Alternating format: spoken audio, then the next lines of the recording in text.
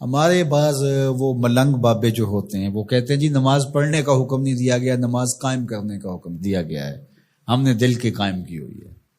یہ ان کی خود ساختہ توجیہ ہے۔ نماز قائم کرنے کا حکم اہل ایمان کو دیا گیا حضور کی وساطت سے، اور حضور علیہ السلام کو حکم دیا گیا کہ نماز قائم کریں، تو آقا کریم علیہ السلام سے بہتر اس کا مفہوم کون سمجھ سکتا ہے؟ تو آقا کریم نے رکوع اور سجود والی نماز پڑھی اور قیام نماز کا عملی اظہار لوگوں کے سامنے رکھا، پھر اس کے اندر کیفیت کس قدر ہو تو یہ پھر جتنی قربت اللہ کی بندے کو نصیب ہوگی اس قدر وہ آگے بڑھتا چلا جائے گا۔ تو یہ باطل توجیہات یہ جاہل لوگوں کی، جس کے بدن سے بدبو کے ببوکے پھوٹ رہے ہوں اور جس کے جسم میں جوئیں پڑی ہوں اور جس نے 6 سال سے غسل نہ کیا ہو، وہ اس اعتماد سے کہہ رہا ہوتا ہے ہم نے قائم کی ہوئی ہے، ہم نے دل کی قائم کی ہوئی ہے۔ اللہ اکبر۔ تو یہ اس معاشرے میں ایسے لوگوں کو ماننے والے اور ایسے لوگوں کی باتوں کو غور سے سننے والے اور ان جاہلانہ باتوں کو معرفت کی باتیں قرار دینے والوں کی کمی بھی نہیں ہے۔ تو اللہ تعالیٰ جل شانہ سے ہدایت مانگنی چاہیے کہ اللہ ہمیں ہدایت کا نور نصیب فرمائے۔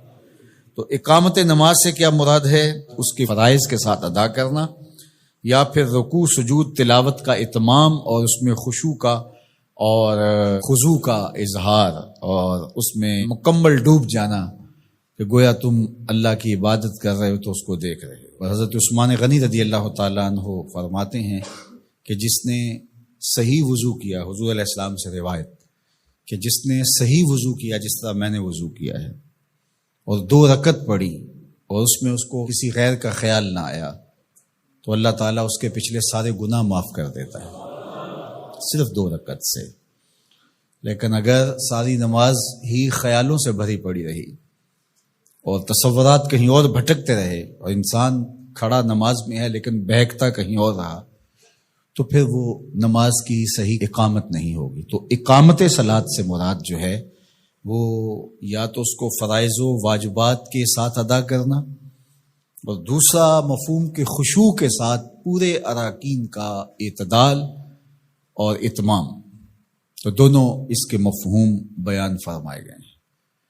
تو ظاہر ہے کہ ابتدا کے اندر تو کوشش ہوگی کہ فرائض واجبات پورے ہو جائیں، تو وہ خشوع اگر نہیں بھی حاصل ہو پایا تو پھر بھی کوشش جاری رکھنی چاہیے، نہ یہ کہ اب وہ تو کیفیت ہی نہیں نصیب ہو رہی تو میرا نماز پڑھنے کا کیا فائدہ۔ حضرت محدث کچھوچوی علیہ رحمہ سے کسی مرید نے کہا حضرت نماز پڑھتا ہوں لیکن لطف نہیں آتا، مزہ نہیں آتا۔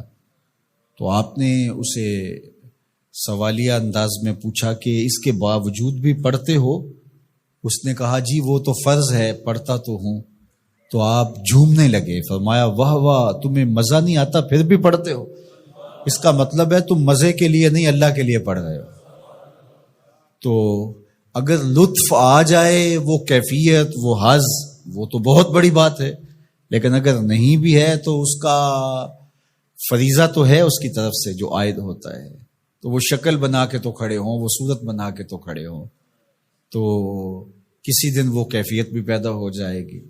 خورش دے بدر را جو کب کو حمام کہ یک روز افتد ہمائے بدام۔ سعدی شیرازی فرماتے ہیں کہ دانے ڈالتا رہے، چوغا ڈالتا رہے، کبھی کبوتر آئے گا، کبھی کوا آئے گا، کبھی کوئی اور فاختہ آ جائے گی، لیکن کسی دن وہ بھی آ جائے گا جس کے لیے تم یہ سب کچھ کر رہے ہو۔ تو اس لیے محنت کو جاری رکھو، کوشش کرتے رہو، تو ایک دن انشاءاللہ اس کیفیت میں بھی چلے جاؤ گے۔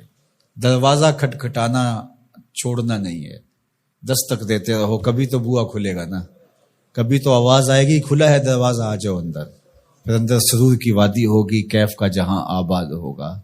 اور آقا کریم نے ہمارے لیے آسانی پیدا فرما دی کہ اللہ کی عبادت اس طرح کرو کہ گویا تم اسے دیکھ رہے ہو، اور اگر یہ نہیں تو کم از کم یہ کیفیت تو ہو کہ وہ تمہیں دیکھ رہا ہے۔ تو اپنی اپنی کیفیت ہوتی ہے، بہرحال نماز کو ترک نہیں کرنا، بھرپور کوشش ہو کہ خشوع و خضوع کے ساتھ نصیب ہو، تو نماز کی اقامت کا یہی مفہوم ہے۔